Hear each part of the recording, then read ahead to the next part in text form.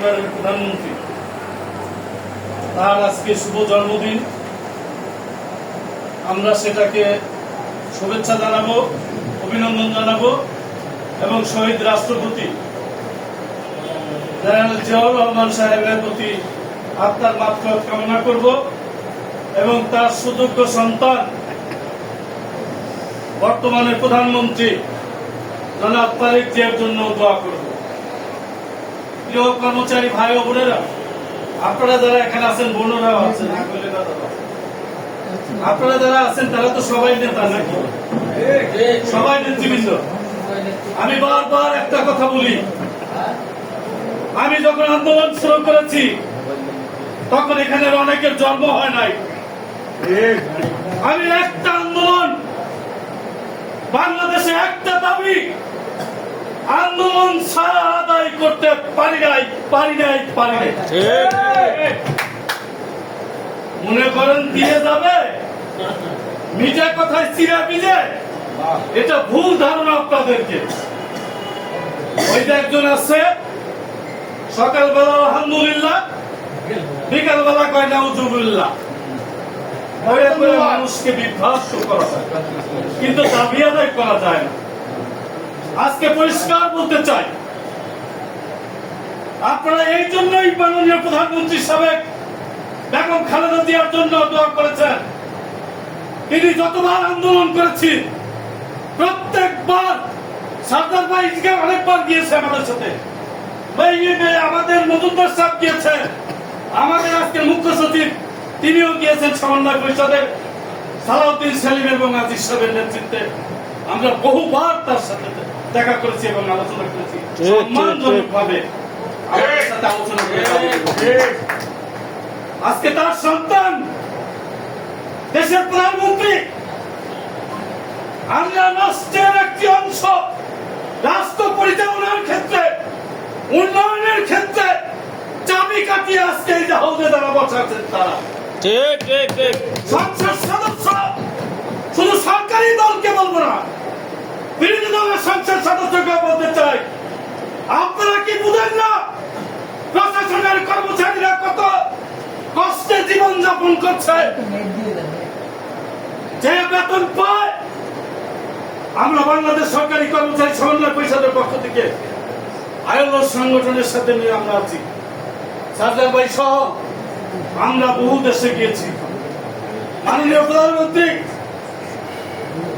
পৃথিবীর কোন রাষ্ট্রে এত কম বেতন কোন সরকারি কর্মচারীরা পায় না। আমাদের দাবি আদায় ঐক্য পরিষদের দাবি সর্বনিম্ন 35,000 টাকা বেতন দিতে হবে। আজকে কি হচ্ছে?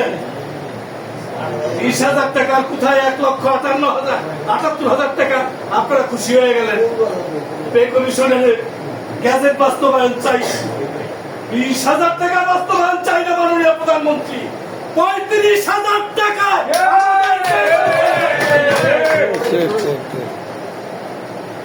দেশটা চালায় কর্মচারীরা। আপনি যদি ফ্যামিলি কার্ড 1 কোটিকে 10 কোটি মানুষকে দেন, তাও সরকারি রাষ্ট্রের পরিচালনায় আপনাকে সহযোগিতা করতে পারবে না। কোন মন্ত্রী সহযোগিতা পাবে না, কোন এমপি সহযোগিতা পাবে না, রাষ্ট্রের কর্মচারীদের সহযোগিতা ছাড়া। কিন্তু সেই কর্মচারীরা খায়া না খায়া অবহেলিত আপনার কাছে বারবার কান্নাকাটি করছে। আপনি কি বুঝেন না? এমন প্রধানমন্ত্রী আমরা পাই নাই যিনি সব কিছু করতে পারেন। ইচ্ছা করলে তিনি কত কিছু করেছেন। আমাদের পে কমিশন,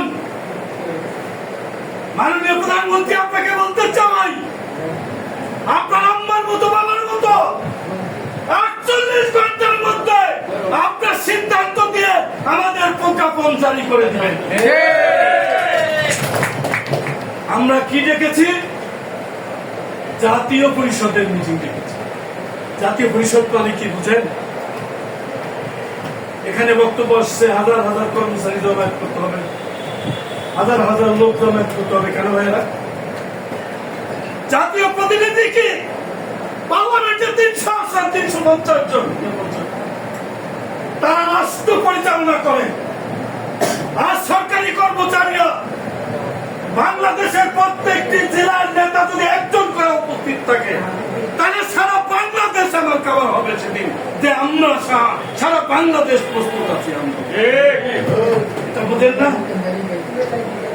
আপনারা কি জনতার মানুষ? এটা বুঝতে হবে, নিজের ওজন নিজে বুঝতে হবে, নিজের কৌশল নিজে করতে হবে। আমরা তারা জিয়ার বিরুদ্ধে আন্দোলন করছি না, কোন মন্ত্রীর বিরুদ্ধে আন্দোলন করছি না। কে করে বাঁচে থাকার জন্য, সুষ্ঠুভাবে দেশ পরিচালনার জন্য, তারেক জিয়াকে সহযোগিতা করার জন্য, তিনি যা চায় তাই করার জন্য, পেটের ক্ষুধা নিবারণের জন্য আমরা আজকে রাজপথে মিছিল করেছি।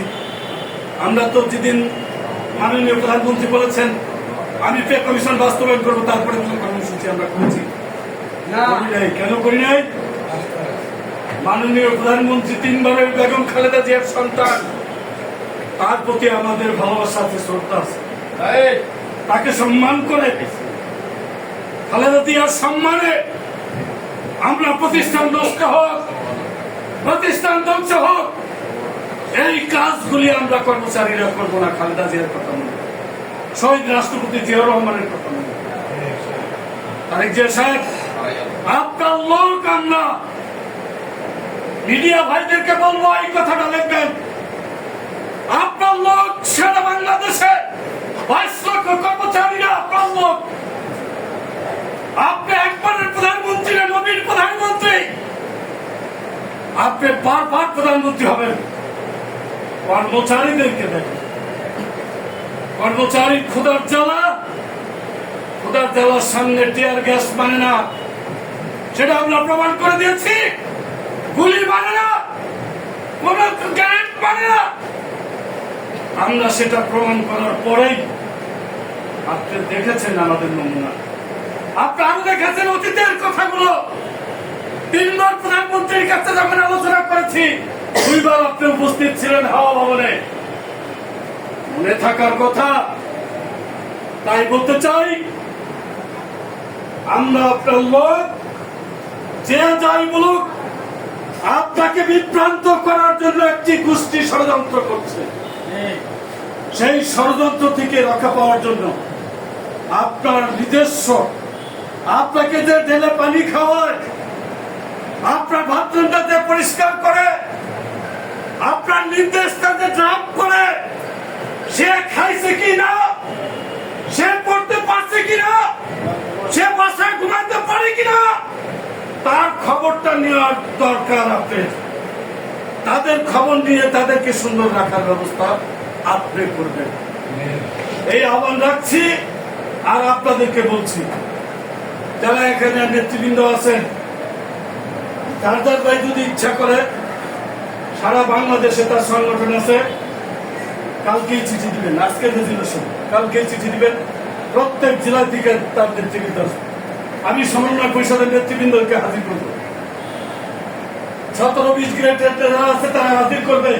প্রত্যেকটি সংগঠনের চিঠি কালকের মধ্যে সারা বাংলাদেশে আমি মিডিয়ার মাধ্যমে বলতে চাই, যদি পে কমিশন পেনশন পেতে চান, বাংলাদেশের প্রত্যেকটি জেলা থেকে নেতৃবৃন্দ যদি দাওয়াত না পান, তারপরেও সকাল 10টায় প্রেস ক্লাবে উপস্থিত থাকবেন, জানান দিবেন। পরিশেষে আপনাদেরকে এই সংগঠন দাবি আদায় ঐক্য পরিষদ যদি গঠন না হতো, তাহলে আজকে পে কমিশন হতো।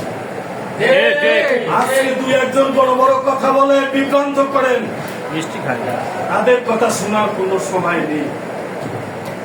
আজকে ওয়ারেস আলী, সাদ্দার রহমান, লুৎফর সাহেব, আজকে যে রফিকুল ইসলাম সহ যারা আপনারা এখানে উপস্থিত আছেন, আরো অনেক ভাইরা আছেন, আপনাদের সহযোগিতায় আজকের এই প্রেসকেল আপনারা পেতে যাচ্ছেন।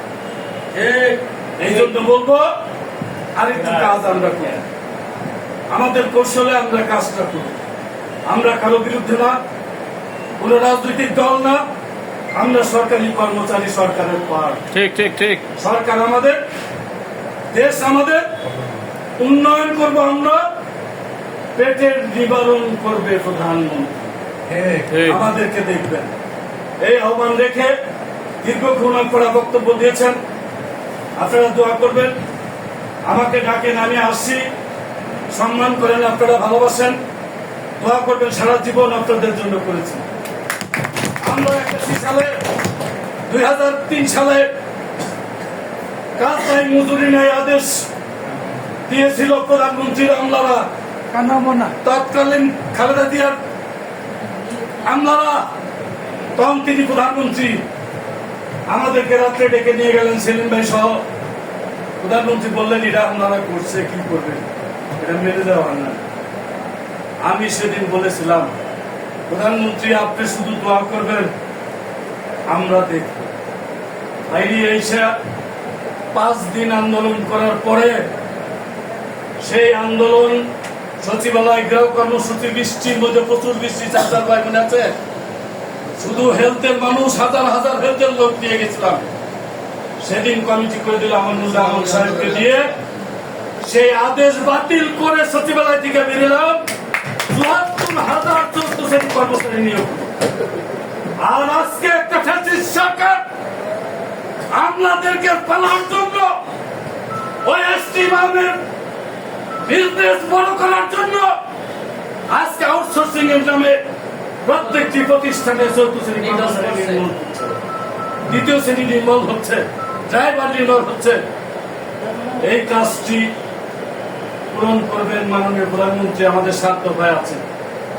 কর্মচারীদের আউটসোর্সিং বাতিল করতে হবে, কর্মচারীদের রেশনিং ব্যবস্থা চালু করতে হবে, অবসর কর্মচারীদের ফ্যামিলি কার্ড প্রদান করতে হবে, বাবা বৃদ্ধ যারা আছে তাদেরকে ওষুধ কেনার ব্যবস্থা আপনি করে দিবেন।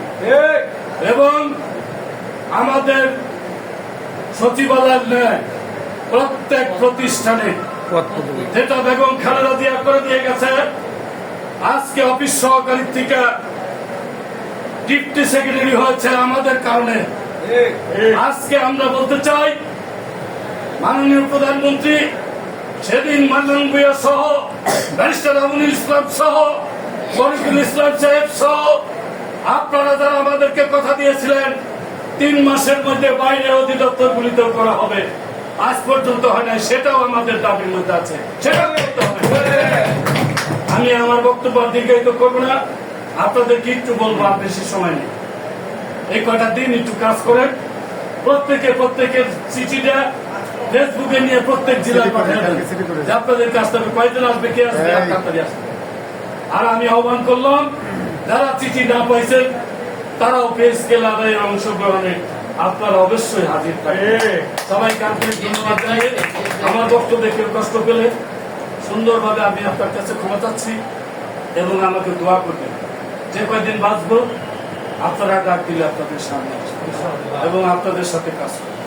ধন্যবাদ সবাই।